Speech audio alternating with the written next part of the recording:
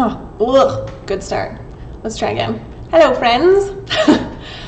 So today my sister's been sending me photos of what it's like in Victoria. She lives in Victoria, BC, and they got like 30 centimeters of snow or something like that. Like it looks like, well, I'll give you a bit of context. She and her partner have a pickup truck, and the whole bed of the pickup truck was completely full of snow when they woke up this morning.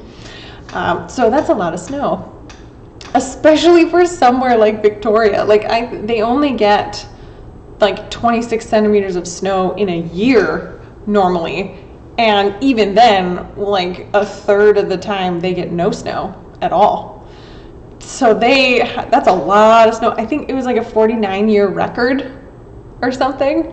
Amazing. Anyways, so that's an extraordinary event for that city, which means that when they look at their data set of snow over the last, 49 years, that one event should be thrown out if they want to look at the general response that the residents should have to snow. So if we're looking at just that one day, we're going to think, oh boy, those people should probably have like snow blowers and shovels.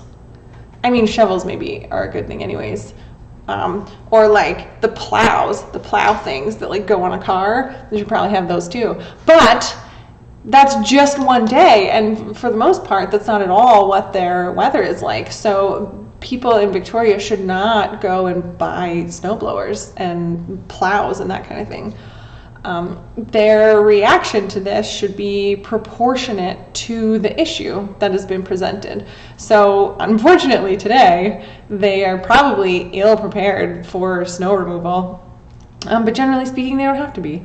And I think that's the same thing in our businesses or in our lives generally, that our response to a problem or our readiness, preparedness, should be relational to the problem that we're talking about. So big companies, for example, have a disaster plan, like a business interruption plan, so that like if there's flooding, like in Calgary there was a huge flood downtown, and so nobody could really go into work, and all the offices, like there was water in the bottom floor, and it was a disaster. And so a lot of those big companies had to have people go and work off site. Like they had big warehouses, maybe not a warehouse, but like a place where people could go and work. They had their off-site backups, and they had people working remotely from home, except that then sometimes, or the company that I was working for anyways, the remote server thing, however that works, started to crash. And so they're like, please do not work unless you are a necessary, like for operations basically. So everybody got the day off. But that is a huge interruption to business. And so the response to that has to be on a large scale, and the preparedness for the business disaster, like that plan, has to be really good. But if we're talking about, smaller problems that don't happen very often, probably not a good idea to spend a bunch of money to prepare for that kind of thing. So what is an example of that? If I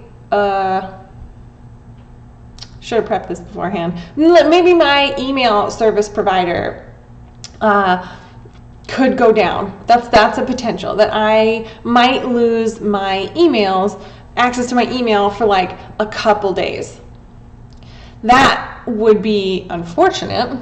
And it would cause an interruption in my business for sure, but it's not a large enough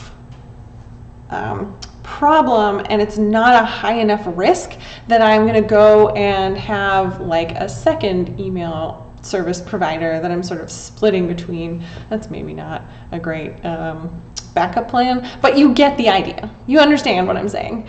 It's the relationship between the risk and the potential for disaster that we need to account for.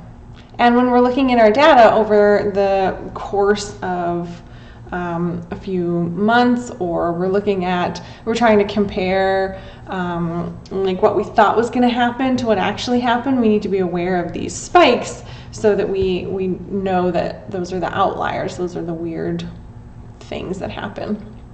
So that kind of thing is something that we just need to keep in mind in business. Although something might happen, we also don't necessarily need to be prepared for it.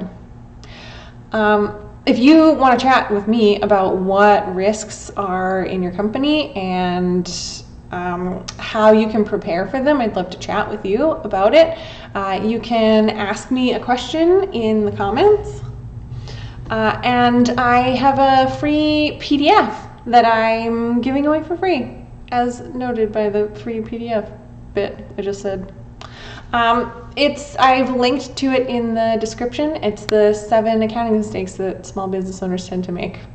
So have a read through that. Hopefully you'll get some really great information out of it. And if you're making any of those mistakes, don't worry, because it can be fixed. If you have a question for me that you'd like a live video about, I would be happy to answer those questions for you. Leave me a note in the comments and I will do a video just for you. I will see you tomorrow.